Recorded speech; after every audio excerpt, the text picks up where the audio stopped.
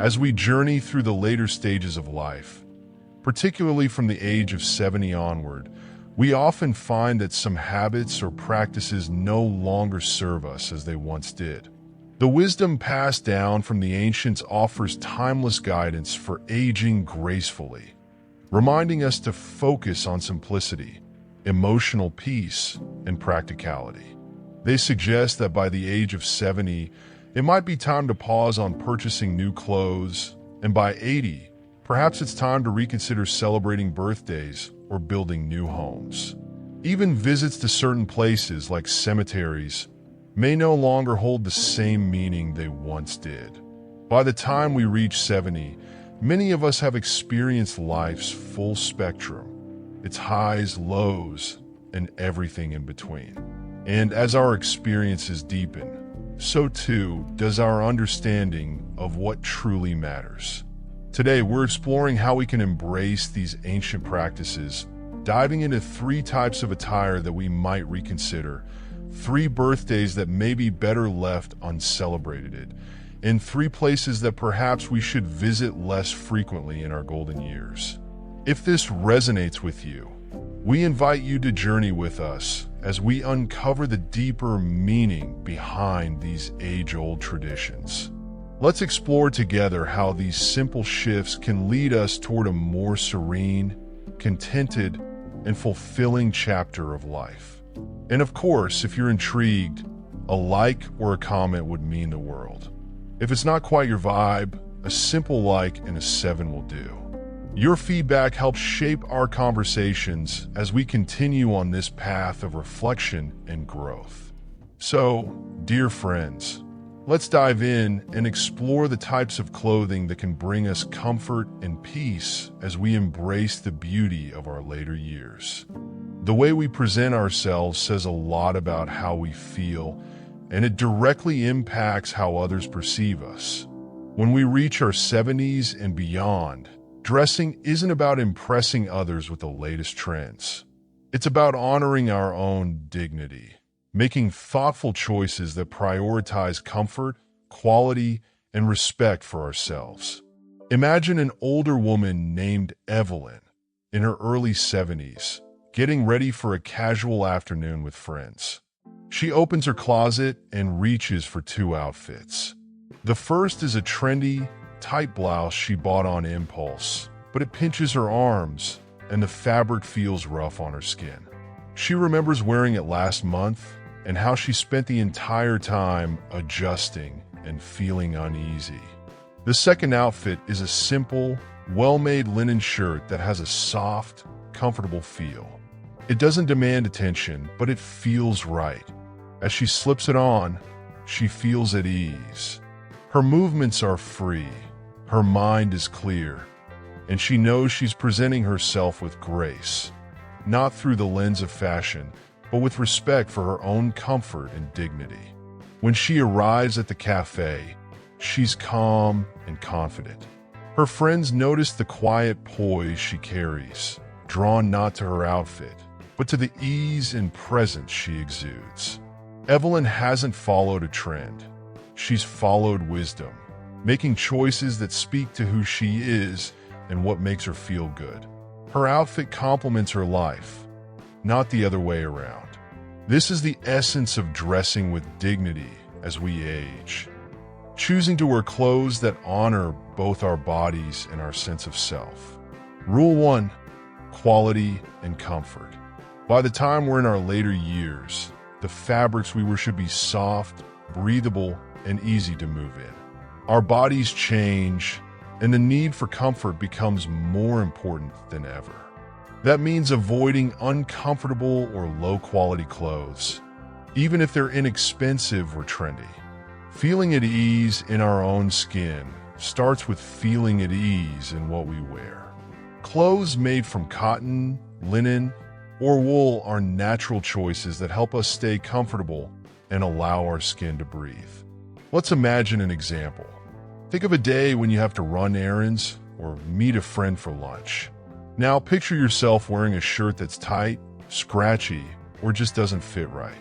It distracts you from your day, and suddenly something as simple as moving feels uncomfortable.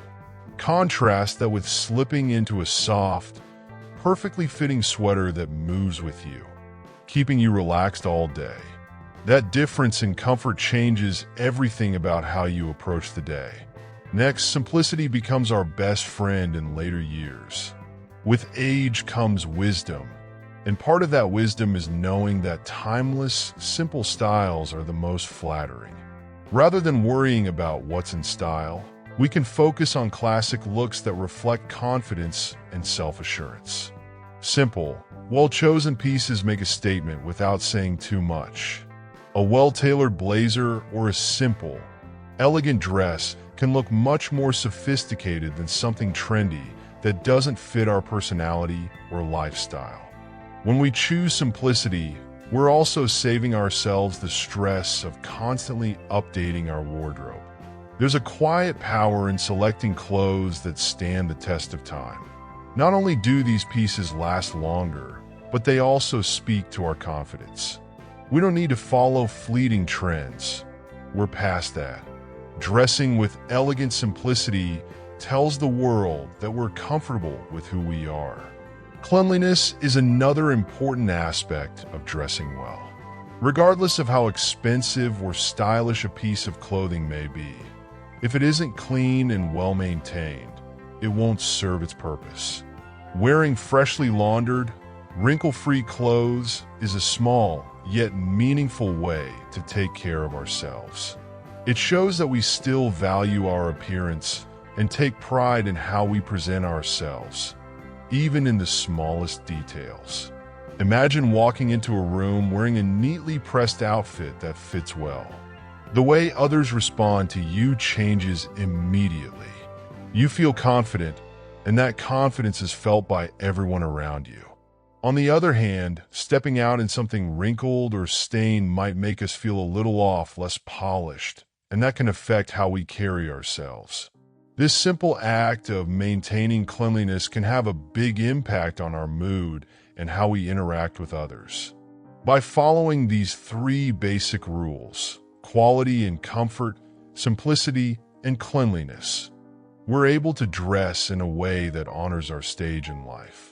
We're showing the world that we care about how we feel and how we're perceived. It's not about vanity. It's about maintaining a sense of dignity and self-respect that is deeply personal.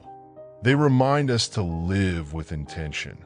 Just as we carefully choose what we wear, we should carefully choose how we spend our time and energy. Dressing well is just one way to reflect the value we place on ourselves. It's a daily reminder that we deserve to feel good and be treated with respect. When we dress for dignity, it's not about being flashy or drawing attention. It's about presenting ourselves with quiet confidence. That confidence can inspire others too. People notice when we take care of ourselves. It sets a positive example for those around us, showing them that aging doesn't mean giving up on appearance or self-care. At the same time, dressing well connects us to our past. The wisdom of previous generations, advising against buying new clothes after 70, comes from a place of understanding that simplicity and quality matter most. Our ancestors knew that after a certain point, it's not about accumulating more, but about refining what we already have. We can honor that tradition by focusing on fewer, better-made pieces that bring comfort and ease to our lives. As we age, there are many things we cannot control, but how we present ourselves is one area where we still have full agency. Choosing what to wear each day becomes a small but meaningful act of self-expression. It reminds us that we're still here, still active participants in the world, and that we matter. This is not just about us. It's about how we impact those around us. Our appearance can inspire confidence in others, whether it's family, friends, or strangers. By showing that we take care of ourselves, we also show that we are still capable, still present, and still deserving of respect. Whether it's a favorite pair of soft slacks or a simple, well-made blouse, these small choices add up. They give us a sense of continuity, stability, and self-worth, all of which are essential as we navigate the later stages of life. Let's embrace this wisdom and make thoughtful decisions about how we dress. Let's focus on comfort, quality, simplicity, and cleanliness. These small acts of self-care speak volumes about how we feel about ourselves. And, most importantly, they remind us that no matter our age, we still deserve to look and feel our best. In the next part, let's talk about birthday. When we enter our 70s and 80s, birthdays take on new meaning. It's no longer about grand gestures. It's about our health, our peace, and our joy. The first thing we must think about is health.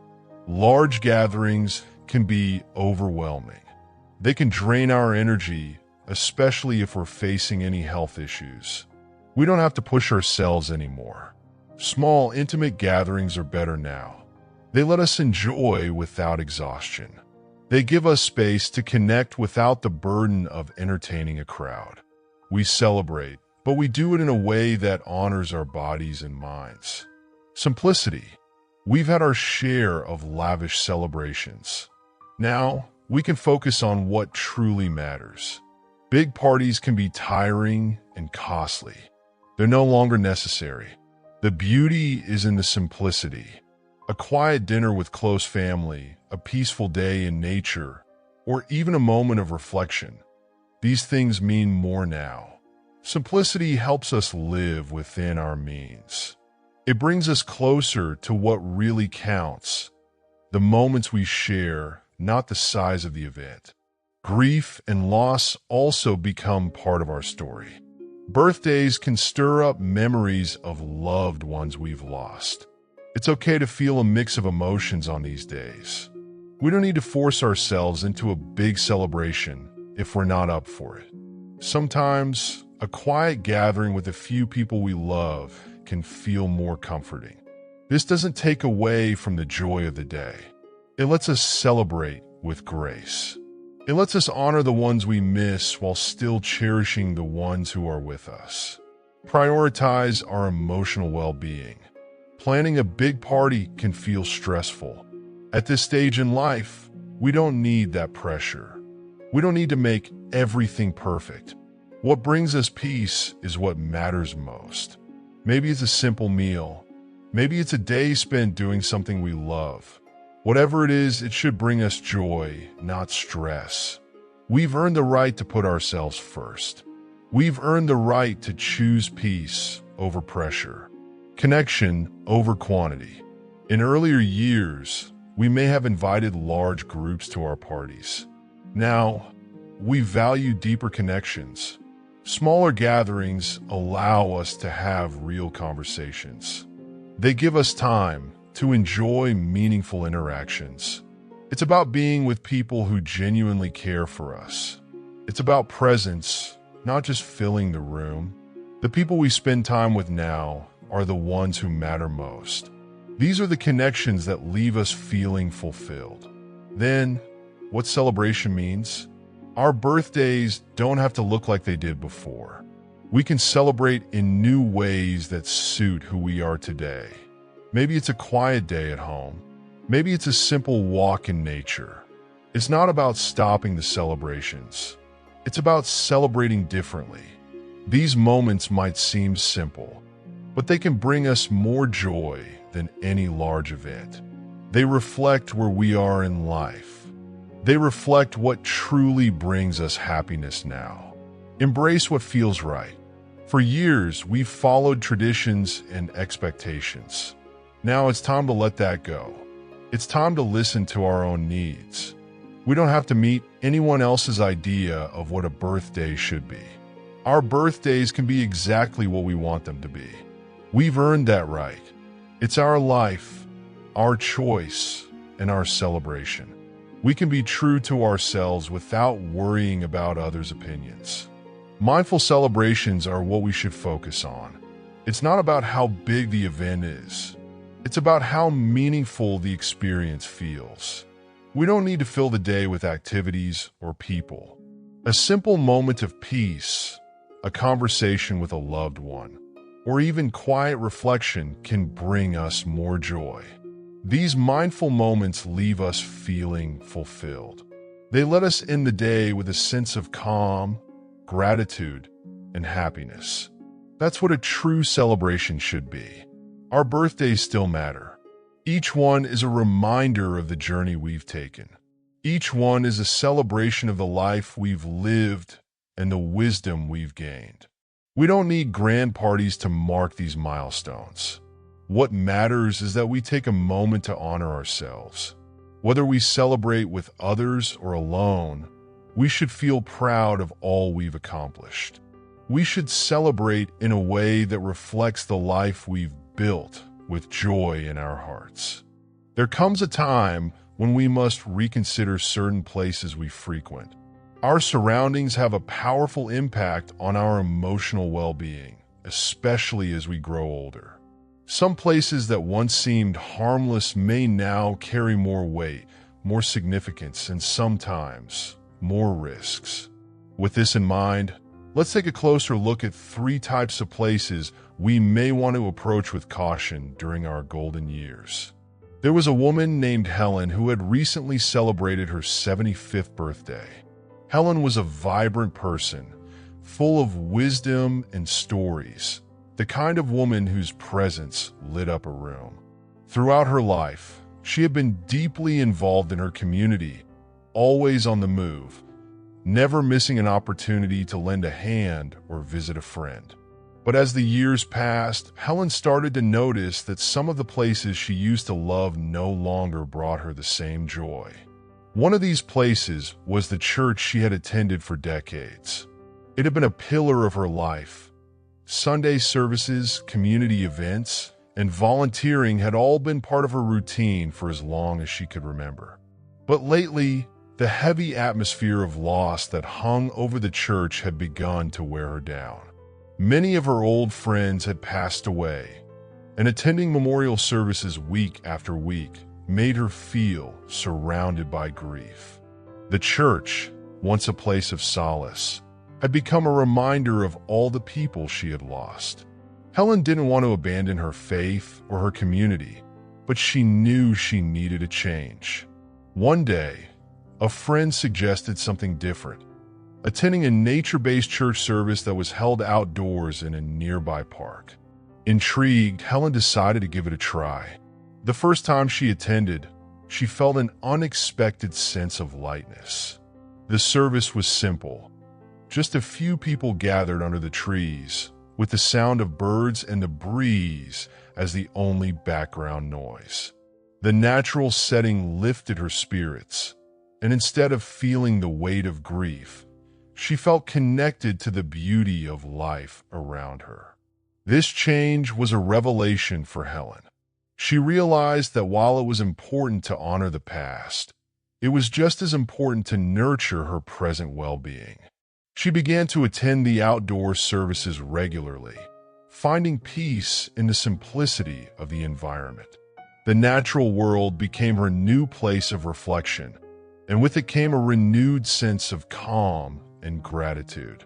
At the same time, Helen started reconsidering her other routines. She had always been adventurous, someone who loved to travel, even in her older years. But recently, she had experienced a fall while visiting a busy city.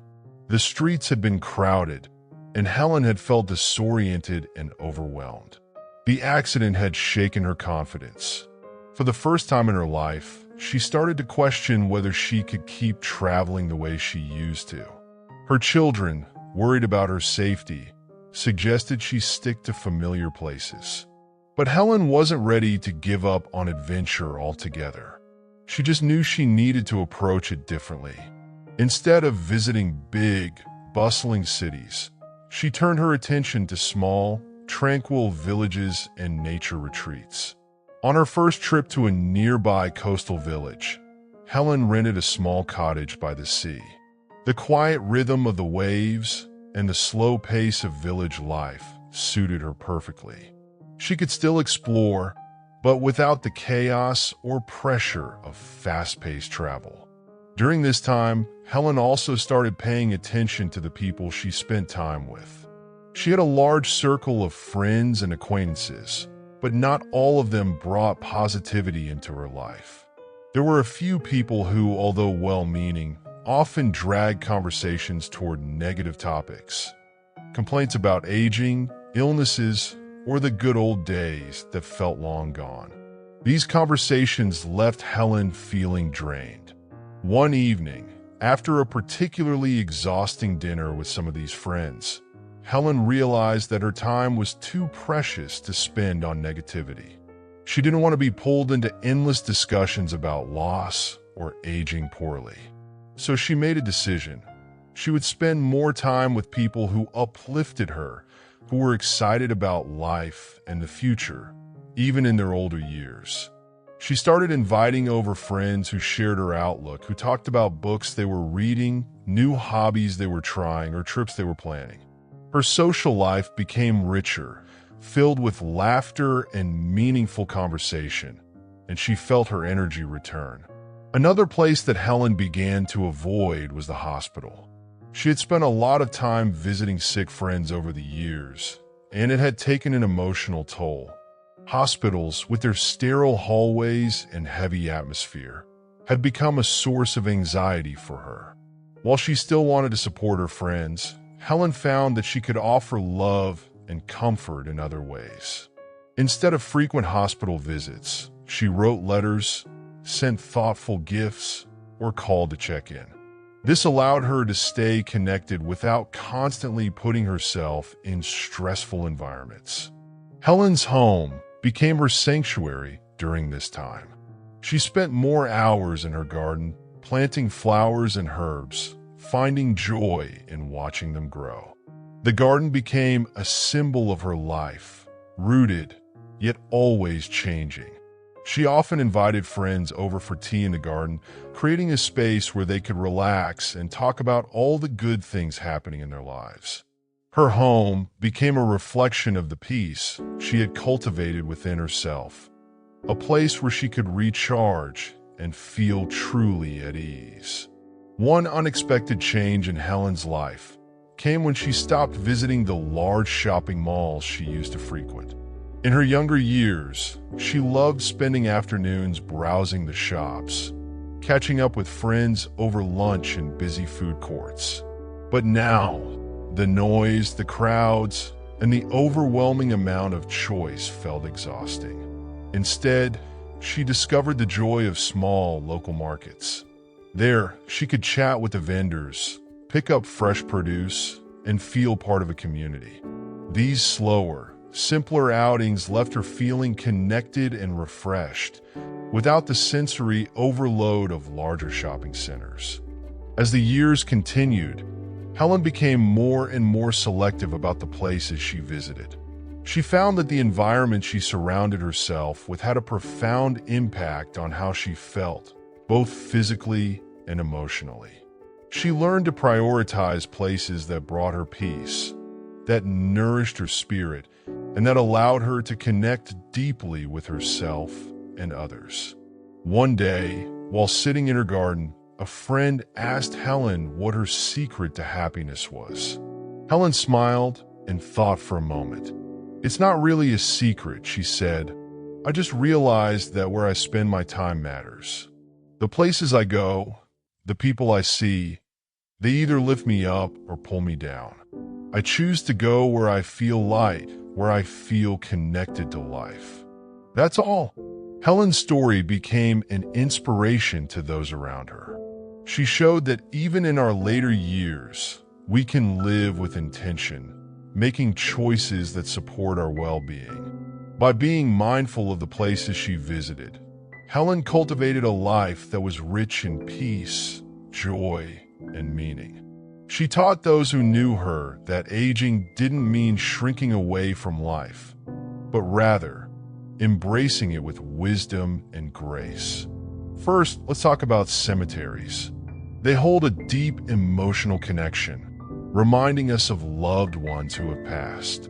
While visiting these resting places, is a way to honor and remember we must be careful about how often we go. Constantly surrounding ourselves with sorrow and loss can weigh heavily on our hearts. There are gentler ways to keep the memories of those we cherish alive. Creating a peaceful memorial at home or planting a tree in their honor can serve as a quiet tribute, helping us to focus on the love shared rather than the pain of loss. Next, unfamiliar places. When we're young, the thrill of exploring new areas feels invigorating. But as we age, this excitement can sometimes be replaced by a sense of vulnerability. That doesn't mean we need to stop exploring. Rather, we can take smarter steps to stay safe. Traveling with a trusted companion offers security and companionship. Staying in touch with loved ones, letting them know our whereabouts, brings peace of mind. And when possible, choosing familiar destinations adds a layer of comfort, making travel enjoyable without unnecessary risks. Now, let's reflect on places of dubious reputation. In our later years, the legacy we leave behind becomes increasingly important. Every choice we make contributes to how we are remembered. Visiting questionable places can cast shadows on our reputation and create misunderstandings. At this stage of life, our focus should be on uplifting environments that reflect the dignity and self-respect we've cultivated over the years. Surrounding ourselves with wholesome, enriching spaces allows us to maintain our personal integrity and leave behind a legacy that speaks of wisdom and grace. It's not just about avoiding certain places. It's about being intentional with where we choose to go. Each place we visit influences our mood, our health, and our outlook on life. By selecting environments that nurture our spirit, we're able to preserve our inner peace and strengthen the joy we've worked so hard to achieve. We also need to think about the emotional energy that places carry. For example, while it might feel comforting to visit familiar spots from the past, sometimes these places can stir up old memories that don't serve us well in the present. Revisiting locations associated with difficult times or unresolved emotions might reopen wounds that we've long since healed. Choosing new, positive spaces to spend time and can help keep our hearts light and free from unnecessary burdens. Our physical safety matters too. As we age, our bodies may not respond to environments the same way they once did. Navigating crowded, fast-paced places or areas with difficult terrain can pose challenges. It's important to listen to our bodies and be mindful of the places that require more physical effort than we can comfortably give. Opting for calmer, easier to navigate spaces ensures that we enjoy our outings without putting undue strain on our health. Think about the people we meet in different places. Some environments naturally foster connections with uplifting, positive individuals, while others may attract more negative or draining energies. Surrounding ourselves with people who share our values and bring joy into our lives can have a profound impact on our emotional health. Choosing environments that promote positive relationships helps keep our social circles vibrant and supportive. The spiritual atmosphere of a place is also something to consider. Some locations have an almost palpable sense of peace and tranquility, while others might feel chaotic or unsettling. Being in spaces that support our spiritual growth allows us to stay centered and grounded, particularly in our later years when we're more attuned to our inner lives. Seeking out places that foster a sense of calm and reflection enriches our journey in profound ways. Living mindfully, the places we go, the spaces we inhabit, they all play a role in shaping our experience of life. By choosing carefully, we protect not only our physical health, but also our emotional, mental, and spiritual well-being. As we age, our focus shifts from doing to being, from moving through life quickly to savoring it slowly. And this change should be reflected in the environments we choose to spend our time in. We've earned the right to be selective. After a lifetime of experiences, both joyful and challenging, we deserve to surround ourselves with places that reflect the peace, wisdom, and strength we've gained. By approaching certain places with caution, we're not limiting ourselves. Instead, we're making room for more enriching, fulfilling experiences that align with the people we've become. So, as we move forward, let's be thoughtful about where we choose to go. Every place we visit can either lift us up or bring us down. Let's make sure the places we spend our time in add to the light in our lives, keeping us healthy, happy, and at peace as we continue our journey through the golden years.